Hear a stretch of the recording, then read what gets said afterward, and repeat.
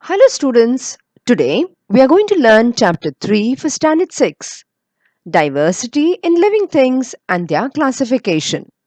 So come along, let's learn and enjoy it. This video was made just for you. Do remember to like, share, and subscribe. Can you recall in which spheres of the earth do living things exist? In the first chapter, we had learned about the three spheres, namely the atmosphere, the hydrosphere, and the lithosphere, and together they form the biosphere. Now, the geographical conditions at different places on the earth are very different. We know that the earth is not the same everywhere. Three-fourths of the earth is covered with water and one-fourth with land. And we find that the land is not even. We have mountains and plains. In the same way, we have seas, ocean, rivers. Part of the earth is covered with snow, part of the earth is a desert region. So, all this makes up for the geographical conditions. So, the geographical conditions at different places on the earth are very different. But we find that there exist living things in all these geographical conditions. That is, we find living things even underwater. We'll find them on land, we'll find them on mountainside, we'll find them in the air, we find them in the snowy regions, we find them in the desert regions. So we find them in all types of terrain as well as under all type of geographical conditions.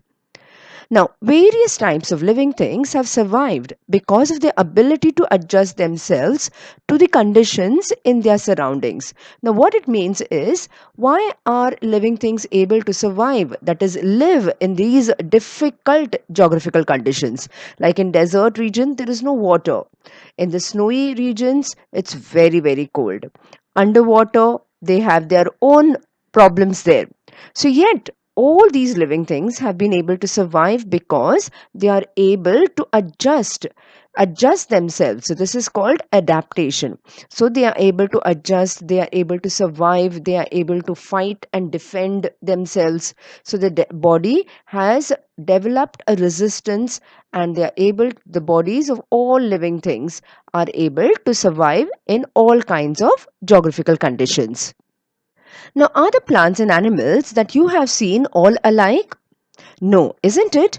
We find different varieties of plants, we find different varieties of animals. So, that is what it means by diversity in plants. Diversity means different type. So, various types of plants are found in many places around us. Some plants, like grasses, are very short. We have known. So, grasses are very, very short, while others are tall and have a canopy. Now, what is a canopy? Is it's like a round crown like shape on top. Isn't it? When plants grow, the branches spread out and you have a very shady region, so they provide shade to us. So that is called a canopy. It becomes like a crown, it like looks like an umbrella on top. So that is what is called a canopy. So we find all kinds of plants surviving on earth. Some plants grow underwater while some others float on water. We find that some plants grow even in desert regions, isn't it, where there is no water at all.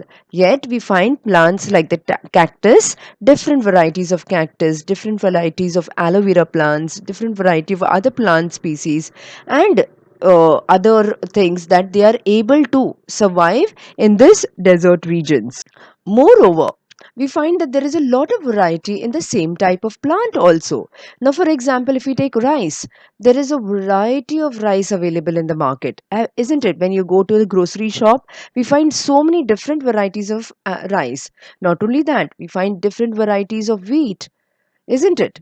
We find different varieties of flowers. Take, for example, roses. There are hundreds of varieties of roses in different colors, in different shapes, in different fragrances. So, that is the different types of roses that we find.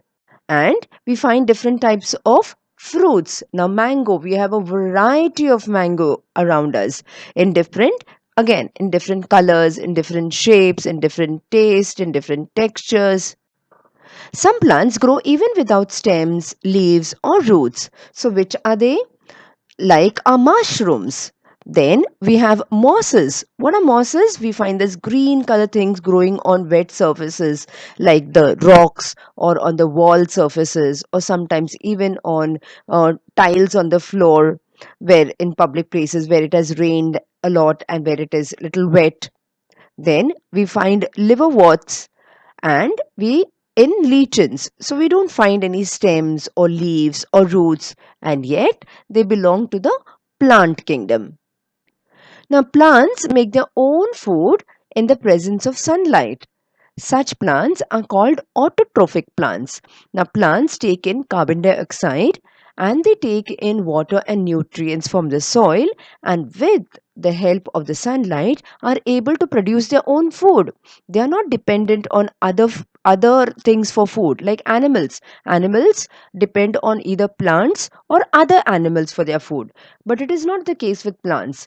Plants can produce their own food with the help of water and nutrients from the soil and from carbon dioxide and sunlight. So, with the help of all these things, they are able to produce their own food, and in return they give oxygen back to the environment.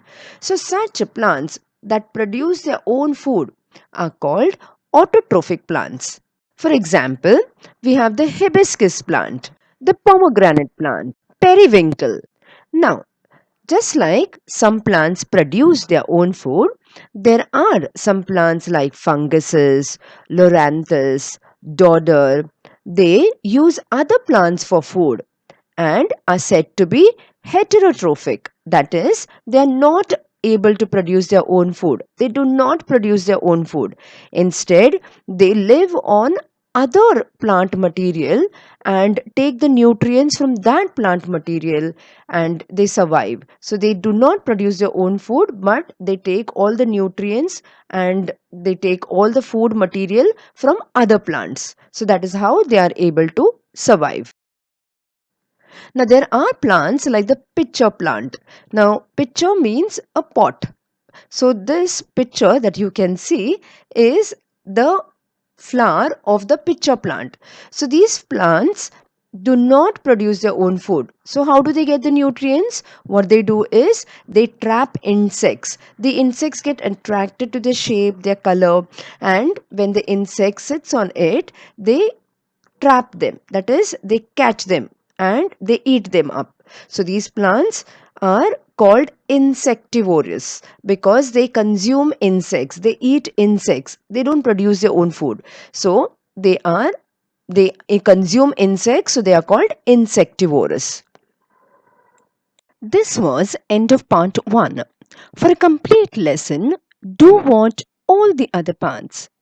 Solve this exercise given to you in your textbook. To take your answers for these textual exercises and for more free worksheets, please visit our website at www.jkacademypro.com. Thank you.